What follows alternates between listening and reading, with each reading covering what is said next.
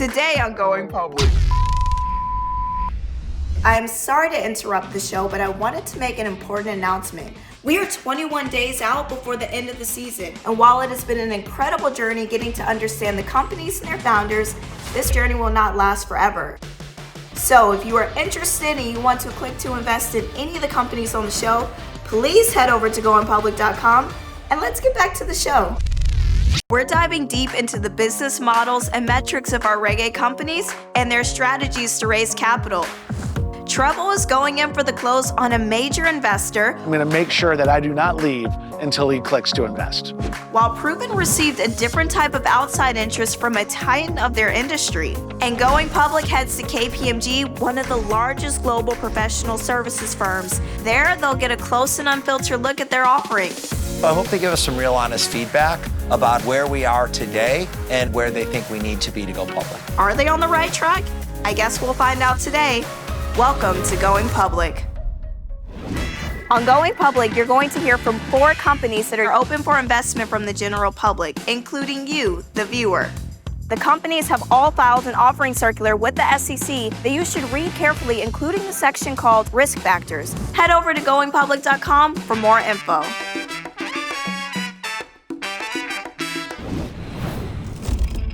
NGT's been in business for about 5 years. Welcome to the Full Stack Network Associate Bootcamp. We've grown the business and we've grown the learning management system where it can serve millions of users. But our challenge here is getting those users. You guys all know our mission is what? We want to change 1 million lives by 2030. So we've got some work to do. This is the time where all of us need to get really synced up. We've called this leadership summit to really plan our go-to-market for 2022. Because our goal is to change 1 million lives. But how do we get there? How do we get millions of users to hear about NGT Academy and our programs? My man, Josh. What's going on? What's going on? Welcome to NGT Academy. Wow, I'm so excited. We've brought in Josh because he has such creative ideas on how you can really convert the traffic at the top of your funnels. So what's going on, guys? This is beautiful. I want to spend half a day deep dive and really try to figure out how do we get to 10,000? How do we get to 100,000 students? And Josh isn't just about marketing. He will look at different angles of the business and come up with some really clever ideas. A lot of people from an outside perspective think, oh, is it another coding bootcamp? If you look at our competition, they are going after the 30 to 50-year-old. Yeah. Now, we created a program 4 months versus 4 years without the student debt. And I love to talk about the student debt because that's the big problem. And we want to go after even the younger demographics before they get into student debt. Well, wait a second. If you would consider colleges, traditional colleges, universities as competition? Yes. Yes. Well, where are they getting students from? High schools.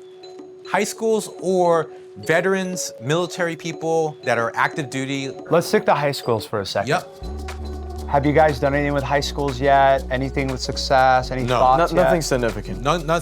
They would enroll or find us. If you catch them early enough, you're preventing the debt load system on America on its own. Trillion accumulated in just the past decade. That's huge. I mean, that's a trillion dollar problem that nobody is looking at.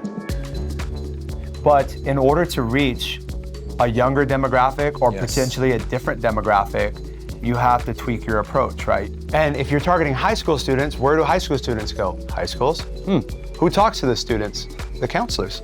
My perception would be almost that there's still needs a paradigm shift, like parents just saying, no, you have no choice. I'm sending you to college. And if your daughter said, Dad, I'm not going to college. I would freak. See? So if your daughter now educates you and says, Dad, there's a different alternative. It's in downtown Phoenix. Right. And guess what? You can save your money, Dad. Yeah. What would you say? I would say, I want to learn more. It's huge. And you know, I think the way we test this is, I think most parents like, oh, I don't want to send my kid, instead of going to a physical space, just be stuck at home. And the fact that we're here and have a campus and have all these facilities, eating, sleeping, training. What colleges do? Come parents, check out the dorm, look at the goat yoga outside. Like a dog and pony show for parents. Just like a college would say, tours, hey, man. come Weekly to tours. campus. You have it here. You've already invested in it. That's right. And I like that because it justifies the capital expenditures required to scale the physical footprint of the business. It builds upon itself. I like that. That is powerful. This is exactly what we needed, a clear path forward. Well, listen, guys, this was amazing. This has got me jazzed that, I get to be at least a fly on the wall with what you guys are doing. We can change lives and change education. Howdy folks, Jacob Hess here from NGT Academy, and I have some great news to share with you. We have just reduced our minimum investment to $250. And with just 3 episodes left of the Going Public show, time is of the essence. So, what are you waiting for? Join us on our mission today and head on over to invest.ngt.academy.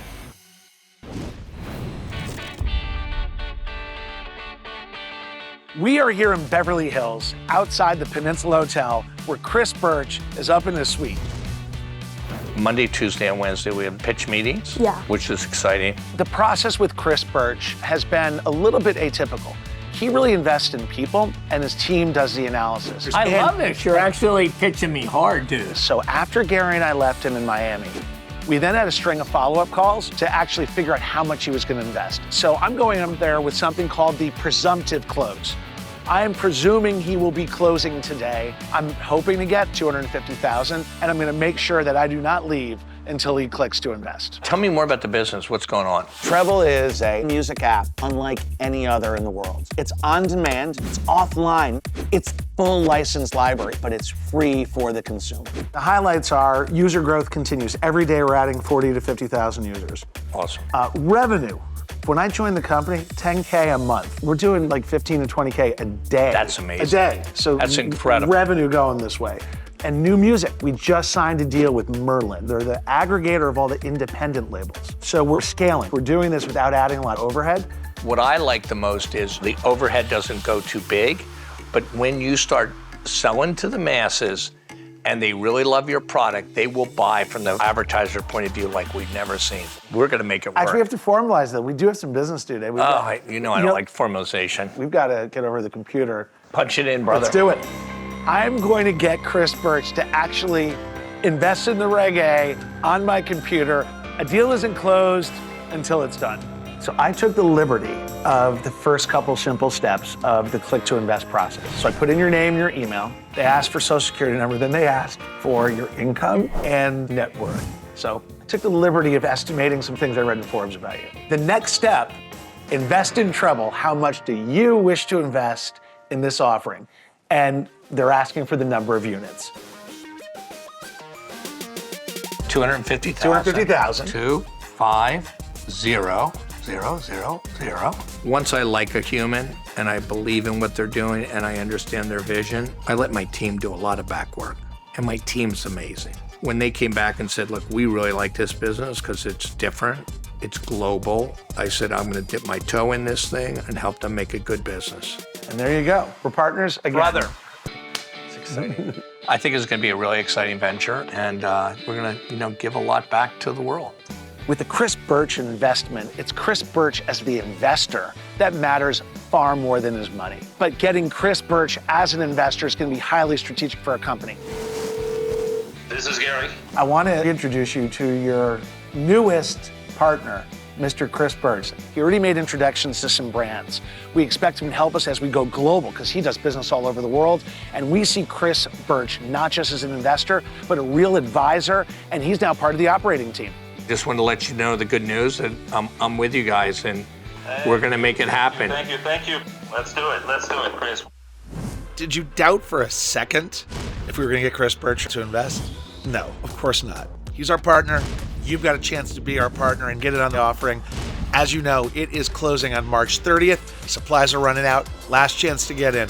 All you need to do is click to invest now.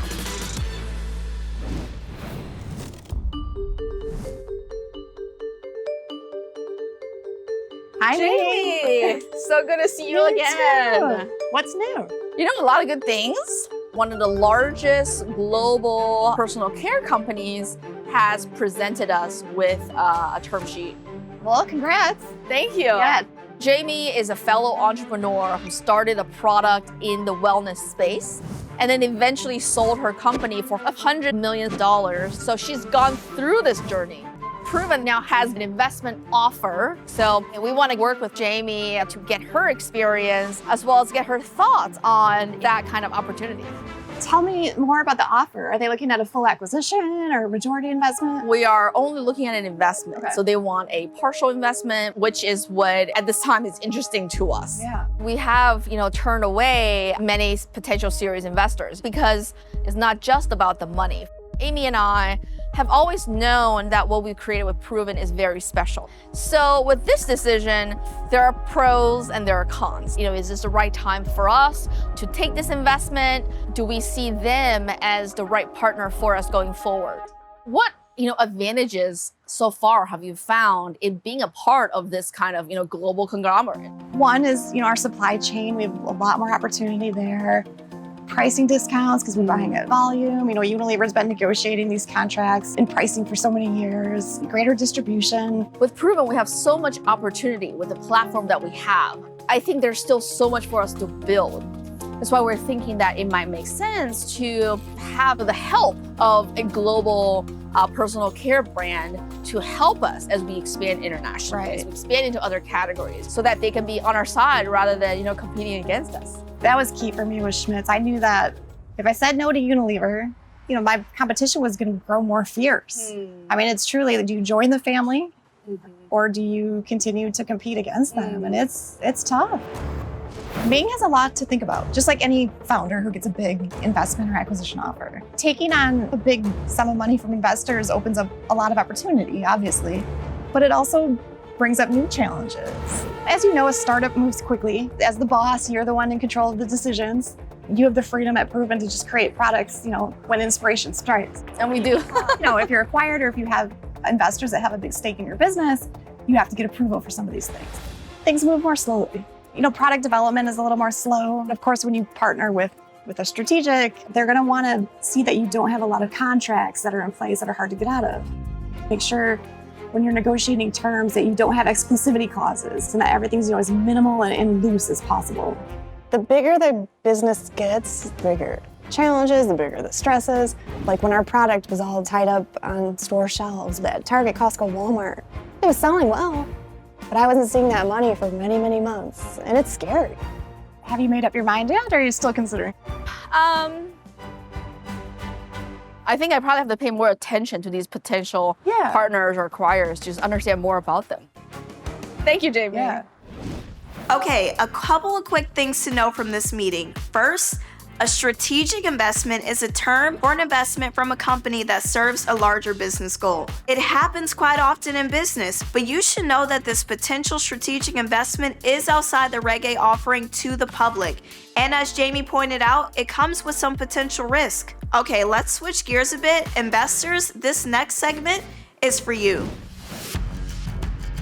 Today, 3 of our issuing companies are getting some real unfiltered feedback on their current offering and future visions from the best in the business. My name's Roddy Moon. I'm a managing director at KPMG in our corporate finance practice. So my day-to-day job is actually in mergers and acquisitions. Roddy is kind of more upfront in the process and bringing investors and companies together. I tend to get more involved once they've decided to do a deal and dealing with the implications of that. KPMG is one of the top 4 or 5 accounting firms in the world, and it's very hard to get appointments with them unless you're a lot bigger company. Given that KPMG is one of the big 4, I want to learn what are the different options for us going to IPO, what are the path and what are the pros and cons of those paths. And feeling out, are we ready to play in the big leagues? And KPMG is the big leagues. It's a great opportunity. So get out your pencils, we're diving into some numbers. Well, Andrew, Tony, thanks so much for coming in. Nice meeting you. Nice to meet you. Let me start with congratulating you on your recent Reg A filing. Yeah, that was a big milestone for us. We filed mid-February, qualified March 30th, 2021. So for this offering, you're going out with a stated valuation. Valuation is, one part art and one part science. The science part really comes down to business fundamentals. There are uniform benchmarks across an industry of what drives value. The art part is why will one company that seems somewhat similar to another have a very divergent kind of valuation. Some of it comes down to the overall story behind the business. We're coming out with a valuation of 4 times 2021 revenue, so 120 million pre-money. What support do you have for that 4 times the 30 million? There's 3 metrics that everyone looks at: the revenue, the growth rate, and the profit margin. But the fourth one is brand equity. We thought 4 times 2021 revenues was quite reasonable. That's how we looked at valuation. We wanted to make sure that these founding investors, they got a really fair shake if we execute on the plan. Today, a majority of the sales are direct-to-consumer online. Yes. But you still have a portion that's brick and mortar, if you would? I think this year we'll end up about 60-40, 60% online. I would think that next year we'll start to hit towards about 70% direct-to-consumer, 30% wholesale. So to be clear, do you have company-branded stores? We have 2 retail stores. They're profitable, really. So with this offering, are there plans to do more? We hope to have 10 Hammett-branded stores open sometime in 2023.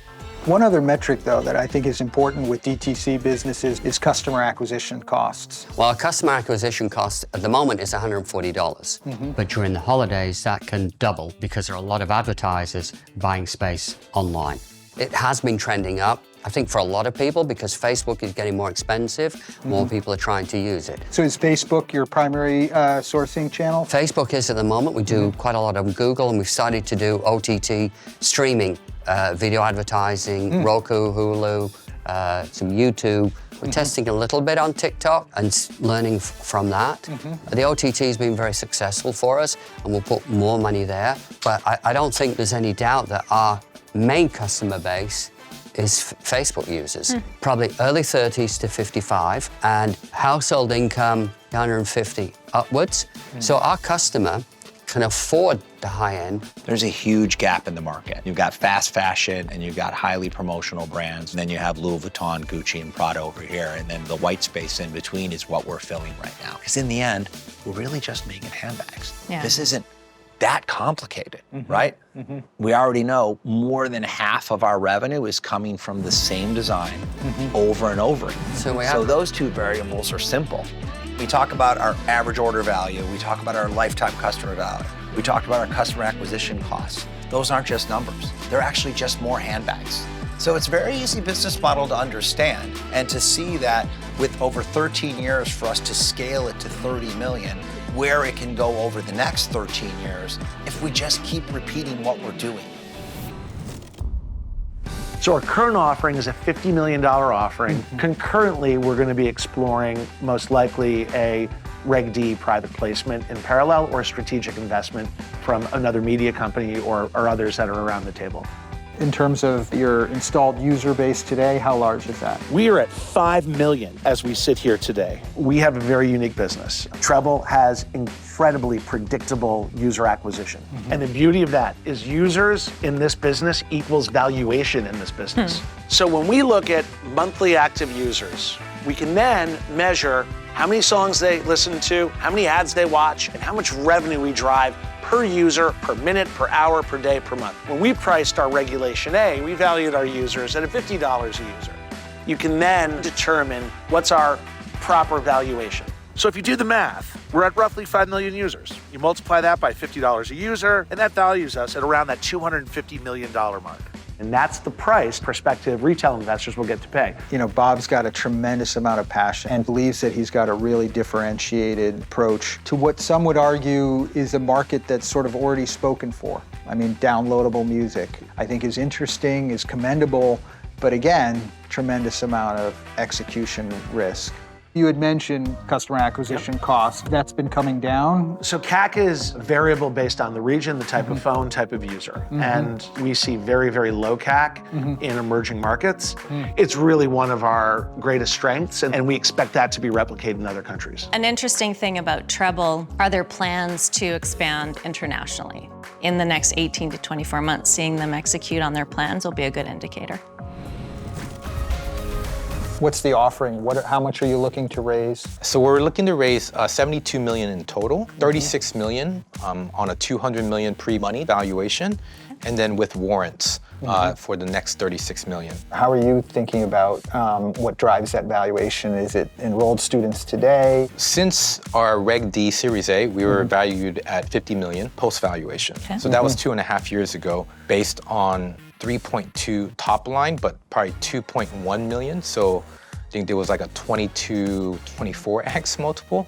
But that's, that was in Silicon Valley. And sometimes the valuation is not just based on revenue, right? It's based on team, it's based on the founder's background, domain expertise, a bunch of things like that, IP, LMS. Ultimately, you will be reporting on those metrics, and people are going to want to see trends and developments and progress along all those lines, and positioning the business really as a technology company as opposed to just a traditional for-profit education company. From a market perspective, there's a different perception of the multiples associated with those businesses. At the core, I would say we are a technology company that has taken next generation training, and now we want to deploy it and serve it to the masses. If we are going to IPO successfully, we are looking at comps around 6 to 7x as a traditional education company. Roddy giving us feedback around, you guys need to position yourself as a tech company more if you're gonna demand something much higher.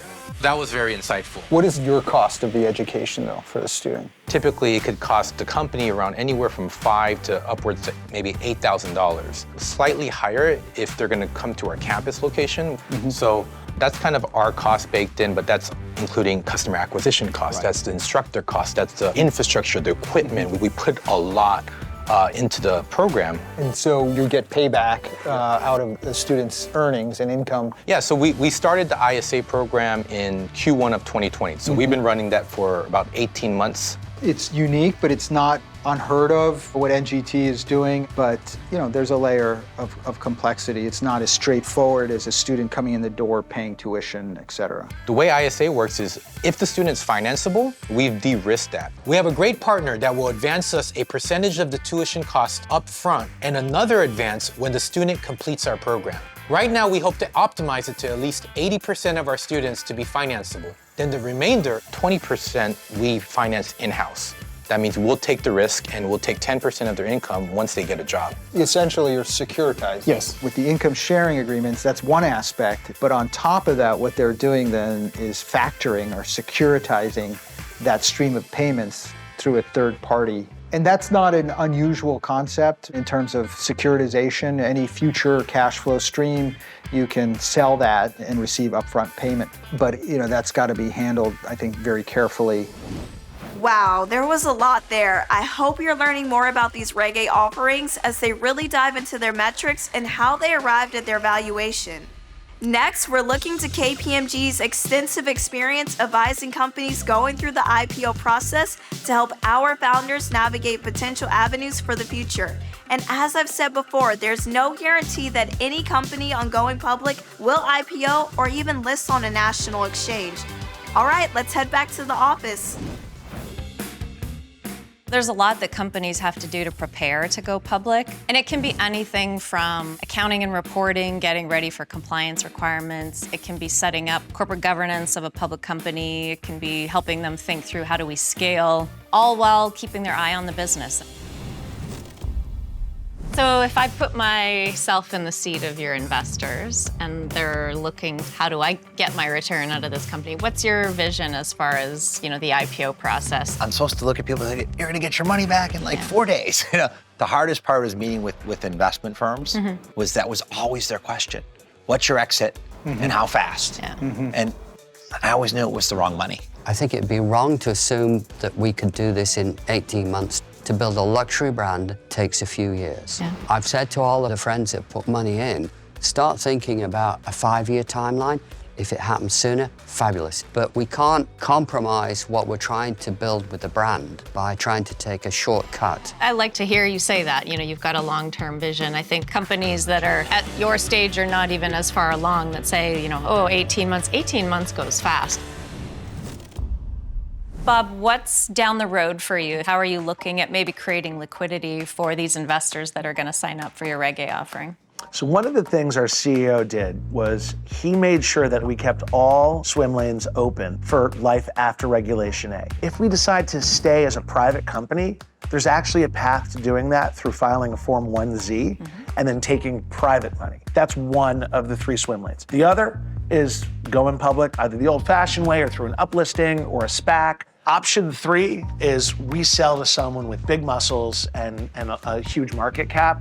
I think we need a little bit of time, though, to prove to the world that we can be a multi-billion-dollar valuation company now. So we're leaving those doors wide open as well.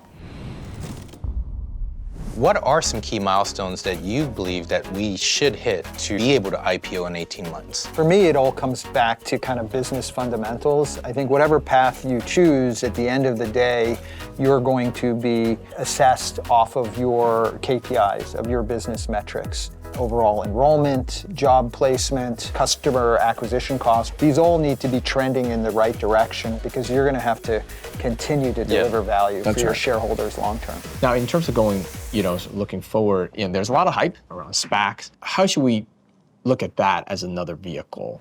SPACs are hot right now, and with a SPAC, companies can negotiate upfront with the sponsor and have a little bit more visibility into valuation. Versus an IPO, you don't really know until you price. And so in this volatile market, SPACs have become more attractive. So certainly technology industry has been hot from a SPAC perspective, and so you're well placed. Often you're bringing in sophisticated investors right through the SPAC process. So depending on who you choose to partner with, you'll get some benefit there. You might give up a little bit more from a sort of liquidity and control perspective, really just depending on how the negotiation goes. So it's just a matter of, do you want to do it a little bit more at your own pace? And I think that's traditional IPO. Once you start partnering with a SPAC, you lose a little bit of control around timing because it's all about how fast can we go. It was great. It was exhausting. It was a little bit like speed dating. You feed off the energy of these entrepreneurs. I'll certainly be watching these companies to see how they evolve and how they progress. And there's so many areas that KPMG can help these companies, whether it's IT, whether it's accounting, whether it's controls. And I look forward to seeing where they go and being a part of that journey with them. I think just about everyone got something valuable out of those meetings. If you want to learn even more or click to invest in any of these companies, you can go to goingpublic.com. There, we've got more info on these companies, the offering circulars, and direct links to their investor site. Hi, it's Tony again. And guess what? I jumped out of bed today. Super excited on what's ahead because that's what an entrepreneur does every single day. That's why I launched Hammond 13 years ago, so I could create something that's never been done, the next great American luxury brand. And I ask you to trust me and to join us on this journey. Please go to invest.hammond.com and jump out of bed every day with me because we're doing something special together. Next time on Going Public, these reggae companies have been crisscrossing the country on their journeys to raise capital from the public. But it's time they make a big bet. That's right, Going Public is headed to Vegas. All 4 reggae companies are taking their pitch to the Money Show. Money Show 2021! From a high-pressure presentation, we're disrupting a $155 billion industry, to savvy investors. I do want to know, how many subscribers do you have now? To a full schedule of one-on-one meetings. Based on what you've heard, you like the opportunity? It's time for these reggae offerings to face the public. We own the Money Show. Trebel owns Las Vegas. I'll see you next time on Going Public. Going Public is for entertainment purposes, and at no time do the company, sponsors, nor any participants provide investment advice, endorsement, analysis, or recommendations with respect to securities. On Going Public, you're going to hear from 4 companies that are giving you an opportunity to invest through an exemption from registration with the SEC called Regulation A. These offerings have not gone through a registration process with the SEC and do not have the investor protection that it provides. And it should be noted that just because the show is called Going Public, there is no guarantee that any company will in fact go public or ever list on an exchange like NASDAQ, for example. Bottom line, you need to know the risk going in. And Going Public makes no assurances or guarantees that any potential investor commitment or strategies discussed will result in company's success. Another thing you need to know is that Going Public is operated by Crush Capital, and Crush Capital is being compensated by the companies featured on the show. And some of our mentors have interest in the companies as well. These relationships mean that there could be a conflict of interest between the investors, Crush Capital, the companies featured, and the mentors on the show. We detail all these potential conflicts on the Going Public website at goingpublic.com.